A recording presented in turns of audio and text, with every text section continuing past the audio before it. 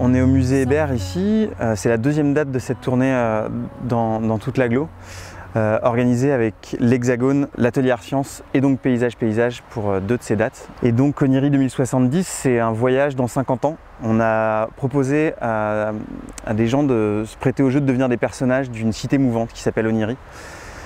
Et Juliette les a amenés donc à nous livrer leur imaginaire du monde dans 50 ans. Et on met ça en musique et en vidéo. Et tout le jeu autour de ce spectacle, c'est de réussir à aussi déplacer nos pratiques. On continue d'utiliser des ordinateurs, des procédés mécaniques, optiques, etc. pour faire notre spectacle. Seulement, l'idée, c'est de consommer le moins d'énergie possible et de se rendre autonome dans nos manières de déplacement. Donc on se déplace à vélo, on consomme moins d'1 kWh par jour. Et on essaie de jouer au maximum dans des lieux un peu particuliers, en dehors des salles. C'est aussi ce qui a permis ce lien assez naturel avec Paysage. Voilà, de pouvoir aller habiter des endroits un peu particuliers en Isère. Le combat ne cesse jamais.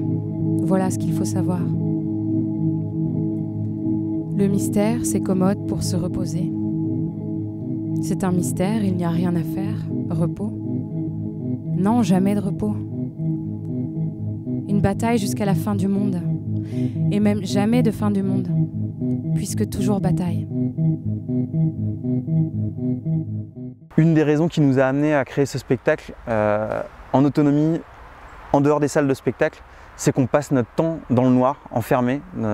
C'est très confort en fait de travailler dans des salles de spectacle, mais on était un peu trop déconnectés du ciel, de la terre, de l'eau, des montagnes, y compris quand il faut commencer à les prendre à vélo. Ce qu'on est en train de goûter ici là.